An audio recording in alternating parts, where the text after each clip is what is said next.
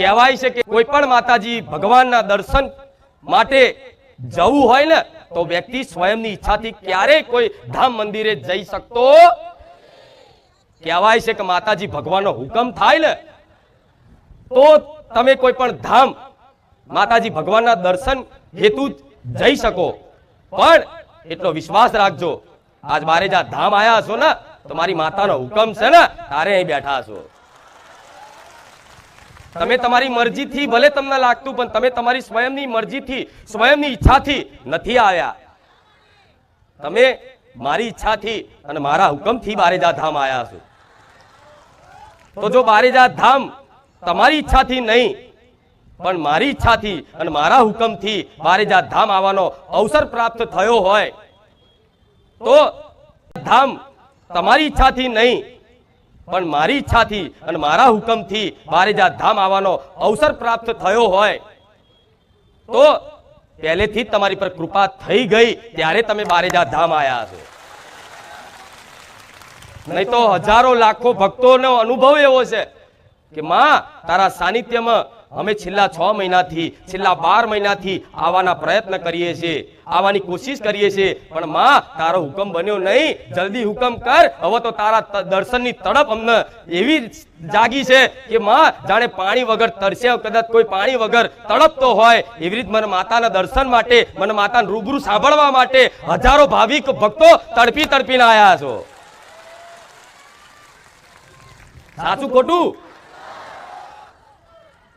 કેટલાય સમયથી રાહ જોતા અને ત્યારે બારેજા ધામ અવાયું અને બારેજા ધામ જે શ્રદ્ધા અને વિશ્વાસથી આવી ગયું એના આપે રૂપે મારી માતાનો પ્રેમ મારો હેત એવો લગાડી દીધો કે દર રવિવાર તમને આવવાની ઈચ્છા થાય. દર રવિવાર આવવાની ઈચ્છા થાય. અઠવાડિયામાં એક રવિવાર આવે છે પણ છતાંય આખું અઠવાડિયું તમને રાહ જોવી નહીં ગમતી કે મારી અઠવાડિયામાં એક જ દિવસ રવિવારના દિવસે જ તારી ગાદી થાય છે, પણ માં આખું અઠવાડિયું તને યાદ કરી અને તારા રવિવારની રાહ જોઈને અમે બેઠા હોય કે ક્યારે રવિવાર આવે અને ક્યારે અમે બારેજા ધામ જઈએ. આ ભાવથી હેતથી વિશ્વાસથી મારા ભક્તો અહીં બારેજા ધામ આવતા હોય ને તો ચિંતા ના કરતા તને યાદ કરી અને તારા રવિવારની રાહ જોઈને અમે બેઠા હોય કે ક્યારે રવિવાર આવે અને ક્યારે અમે બારેજા ધામ જઈએ. આ ભાવથી હેતથી વિશ્વાસથી મારા ભક્તો અહીં બારેજા ધામ આવતા હોય ને તો ચિંતા ના કરતા તમારી ચિંતા કરવા વાળી હું માતા બેઠી છું. જીવનમાં ક્યાંક ને ક્યાંક દુખી છો ને, દુખી છો ત્યારે જ તમે બારેજા ધામ આયા છો. દુખી છો ત્યારે જ તમે આ રીતે બેઠા છો. નહીં તો સુખી માણસને કોઈ માતાજી ભગવાન યાદ આવતા. હા, તો આજ માતાજીની યાદ આવી છે, ભગવાનની યાદ આવી છે કે અમારા જીવનમાં કોઈ માતાજી કોઈ ભગવાન એવા હોય કે અમારા દુઃખ દર્દ જીવનમાંથી દૂર કરે, અમારી મનની વાત પ્રાર્થના સાંભળે. અમે બહુ દુઃખી થઈએ છીએ, અમે દર ભટકીએ છીએ, કોઈ ભગવાન માતાજી ક્યાંક છે કે નહીં એવો વિશ્વાસથી તમે તમામ જગ્યાએ ફરો છો, પણ ફરી બારેજા ધામ આયા હોય અને બારેજા ધામ આવી અને એક વિશ્વાસ બંધાયો હોય કે બારેજા ધામમાં સાક્ષાત સોલંકી પેઢીની બહુચર મેરડી હાજરા હજુર બેઠી છે.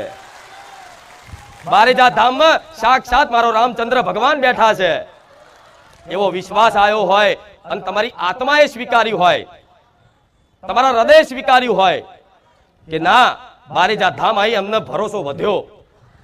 પહેલા તો અમે દીવા બત્તી ધૂપ ધુમાડા બધું કરતા, 2 ટાઈમ માતાજીની દીવા બત્તી ખૂબ કરતા, પણ છતાંય અમારા જીવનમાં કઈ સકારાત્મક ઉર્જા નથી દેખાતી, કઈક સુખ નતો અનુભવ થતું. પણ બારેજા ધામ આવી અમને માતાજી પર ભરોસો આવ્યો કે જો સોલંકી પેઢીની દેવી શક્તિ કુળદેવી આવી હોય, આવી સતવારી હોય, આવી રામવાળી હોય તો અમારા ઘેર બેઠેલી માતા કેમ નહીં? થયો ને વિશ્વાસ? તો આ વિશ્વાસ થઈ ગયો છે કે માતા છે, માતા છે. આ વિશ્વાસ જ તમારો કાફી છે તમારું કલ્યાણ કરવામાં. શું સતવારી હોય, આવી રામવાળી હોય તો અમારા ઘેર બેઠેલી માતા કેમ નહીં? થયો ને વિશ્વાસ? તો આ વિશ્વાસ થઈ ગયો છે કે માતા છે, માતા છે.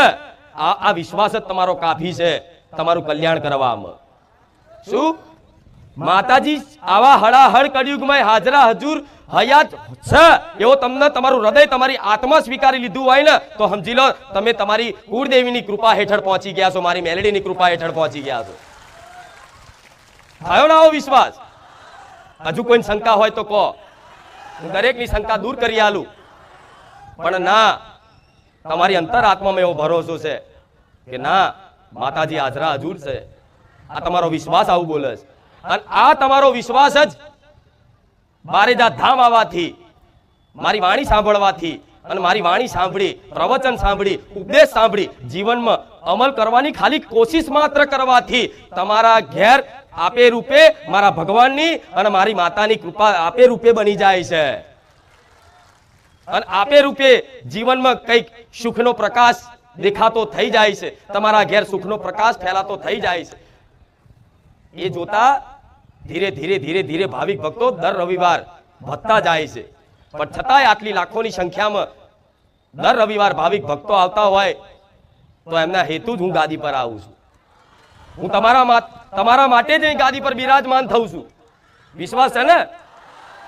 હા, તો આ વિશ્વાસ રાખજો. હું તમારા માટે જ બેઠી છું. મને દુનિયા નહીં દેખાતી, મને જગત નહીં દેખાતું, મને તો મારા વાલા ભક્તો દેખાય છે. બસ મને મારા વાલા ભક્તો દેખાય છે અને મારા વાલા ભક્તોનો મારા પ્રત્યેનો, બારેજા ધામ પ્રત્યેનો વિશ્વાસ અને મારી માતા પ્રત્યેનો પ્રેમ જ દેખાય છે. મને બીજું કશું દેખાતું?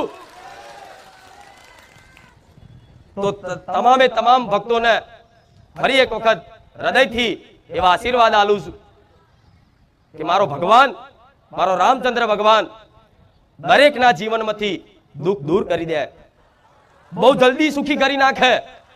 હું એવી તમારા માટે ભગવાનને મંગલ કામના કરું છું કે બારેજા ધામ આવનારા તમામ ભક્તોને કાયમ માટે સુખી કરી દો, જેથી ક્યાંય એમની દુઃખની વેદનાથી દર ભટકવું ના પડે, જ્યાં ત્યાં રખડવું ના પડે, જ્યાં ત્યાં છેતરાવું ના પડે. તો તમારા વતી મારા રામચંદ્ર ભગવાનને પ્રાર્થના કરું, દૂર કરી દે, બહુ જલ્દી સુખી કરી નાખે. હું એવી તમારા માટે ભગવાનને મંગલ કામના કરું છું કે બારેજા ધામ આવનારા તમામ ભક્તોને કાયમ માટે સુખી કરી દો, જેથી ક્યાંય એમની દુઃખની વેદનાથી દર ભટકવું ના પડે, જ્યાં ત્યાં રખડવું ના પડે, જ્યાં ત્યાં છેતરાવું ના પડે. તો તમારા વતી મારા રામચંદ્ર ભગવાનને પ્રાર્થના કરતી હોય તો હું તો તમારું એકલાનું નહીં, આખા બારેજાનું કલ્યાણ કરજો, આખા વિસ્તારનું કલ્યાણ કરજો, આખા ભારત દેશનું કલ્યાણ કરજો, આખા વિશ્વનું કલ્યાણ કરજો, એવી મારા રામને પ્રાર્થના કરું છું. રામ રામ. ભલે રામ. આ તમારા માટે મારાથી થાય એટલા પ્રયત્નો તો 100% કરીશ. મારામાં જેટલું મારા ભગવાને સત આલ્યું, જેટલું સામર્થ્ય આલ્યું, એટલું દરેકનું ભલું કરવાની કોશિશ હર હંમેશા મારી હોય છે કે શું કરું તો મારા ભક્તો સુખી થઈ જાય, શું બોલું તો મારા ભક્તો આનંદિત થઈ જાય.